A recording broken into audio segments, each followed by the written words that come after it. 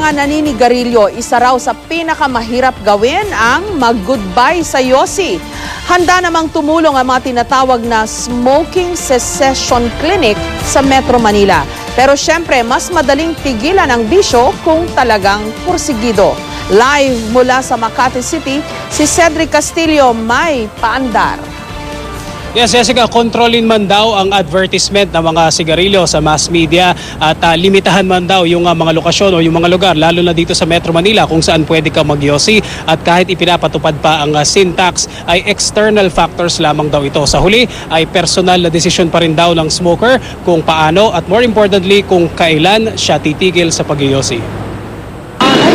Last stick na lang talaga. Promise, mga katagang ilang beses na raw ibinulong ni Rodel sa sarili sa paulit-ulit daw niyang tangkang tigilan ang paninigarilyo. Pero dahil ang pangako napapako, ang upos hindi pa rin maubos-ubos. Ano sinasabi mo sa sigarilyo mo pag last na? Ililibing na kita. Yun ang sabi ko. Hindi kinaya. 28 taong gulang na si Rodel. Kalahati nito ang edad ng kanyang bisyo. Hindi raw pakete kundi patingi-tingi siya kung bumili, pero suma total nakakarami pa rin sa isang araw. 15 sa isang araw na stick. Naniniwala raw si Rodel, pati na ang ibang yosi boys na nakausap namin, na alam ng isang smoker ang terribleng epekto ng sigarilyo sa katawan, kaya dapat itong tigilan. Ang tanong, kailan? Siguro pag naaramdam, yung hiningal ka na matindi, kasakit ka sa puso. Pagka sa basketball, masyadong hinihingal. Tapos tuloy pa rin. Tuloy pa rin. Paulit-ulit na paalala ng Department of Health, kung balak din naman daw palang mag-quit, huwag nang hintayin pang magsisi sa huli. Yung mga nakukuha niyong benepisyo sa sigarilyo, talong-talo kayo pagdating sa magiging sakit o panganib sa kalusugan nyo. Mapa-cold turkey o bigla ang paghinto, o di kaya'y pasundot-sundot na lang hanggang sa tuluyang mawala. Pareho raw na epektibo ayon sa DOH. Ang mahalaga raw, dapat desidido. Kumpara kung ikaw lang yung kusa mo, mas lamang kung may ibang taong magsasabi sa'yo at may mag-guide sa'yo. Para sa mga naghahanap ng gabay, mayroon daw mahigit 50 smoking cessation clinics sa iba't ibang ospital sa buong bansa. Ilan sa mga ito matatagpuan sa Metro Manila. Dito, one-on-one daw ang counseling sa smoker para maalalayan hanggang sa makalimutan na ang bisyo. Hindi siya pinapwersa. So, tinitailor siya, depende sa stage ng smoker kung nasan siya. Pero hindi raw ibig sabihin, pumasok lang sa cessation clinic, solved na. Kailangan ang pagpupursige at pagtitiwalang kayang itigil ang bawal. There's always no assurance na Kaya nga meron kaming mga scheduled na follow-up visits. Especially the first 2 weeks is very critical. Sa datos na nakuha ng GMA News, mahigit 17 milyong Pilipino edad 15 pataas ang naninigarilyo. Kaya naman kabi-kabila na ang regulasyong inilalabas ng pamahalaan. Kabilang na ang 2 panukalang batas sa Senado na balak palagyan ng graphic images ang 60% ng mukha ng bawat kaha ng sigarilyo. Minsan ang naglabas ang DOH ng administrative order na katulad nito. Pero kasalukuyang may temporary restraining order pa laban sa regulasyon. Sa isang statement na ipinadala sa GMA News, sinabi ng isang tobacco company na sang-ayon ito sa panukalang batas. Pag dito sa Pilipinas, yung package ng yosi nalagyan ng ganung mga picture, ano sa tingin nyo epekto doon sa smoker? Matatakot na rin. Kumbaga, kahit ako, siyempre, matatakot ka rin. No? Hindi na ako bibili kung meron ako makikitang ganon. Bakit po?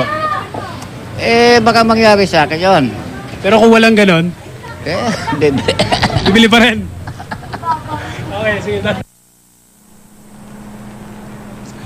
Jessica, maliban doon sa mga ospital na sinasabi ng DOH kung saan merong yung mga cessation clinics, nakikipagtulungan na rin itong Metropolitan Manila Development Authority o MMDA sa DOH dahil meron din sila yung kanilang tinatawag na mobile cessation clinics. Although na-cover natin dati, meron sila ng mga bus. Ngayon daw ay ibang operation muna yung tinututukan ng mga yon. Pero sa ngayon, meron daw silang 2 clinics Kagaya nito, isa itong nandito sa may head office o sa headquarters ng MMDA at isa daw doon sa may bus terminal sa may coastal area, Jessica. And again, ito daw ay voluntary dahil after all, ang pag-yosi naman daw sa pagsisimula at pagkikwit ay nagsisimula pa rin daw sa smoker. May iba pa bang paraan na mas mainam doon sa tinatawag nilang cold turkey, Cedric? Yung basta tigilan mo na lang, totally. Hindi pwede yung pautay-utay. Alam mo, Jessica, sabi kanina ni Dr. Eric Tayag sa atin, yung cold turkey o kaya yung paunti-unti lang, dahan-dahan o yung gradual, pareho lang daw yan eventually magiging effect. Pwedeng tumigil ka ngayon, bigla-bigla, ayaw mo na talaga. O kaya naman pwedeng paunti-unti hanggang sa completely ay mawala. Sabi ni Dr. Tayag sa atin ng DOH, parehong effective daw ito. Pero ang importante dyan, paninindigan ng smoker, yung pag-quit eventually dito sa bisyong ito, Jessica. Willpower talaga kailangan. Kailangan utuhin mo yung utak mo kasi yun ang kalaban mo dyan, di ba? Pero Cedric, dun sa advertisement, dun sa mga kahan ng sigarilyo na hindi pa man ipinatutupad, medyo may konti lang akong duda kung magiging effective yun. Pero good move yun. In fact, ginagawa na yan sa ibang bansa. Kailangan takutin mo yung mga naninigarilyo. Ang problema lang dito sa Pilipinas, I think baka ang hula ko, karamihan ng bumibili ng yosi, patingi-tingi Di useless din kung may advertisement dun sa kaha, di ba? Yan, tama Jessica. Yun yung isang malaking difference dito sa Pilipinas kung ikukumpara natin sa maraming bansa. Actually, hindi ko alam kung merong ibang bansa pa other than the Philippines na nagbebenta ng tingi-tingi. Isang magandang concern yan, Jessica. Although, Jessica, kanina, na-mention din sa atin ng DOH ni Dr. Eric Tayag na kagagaling lamang daw nila dito sa Senate.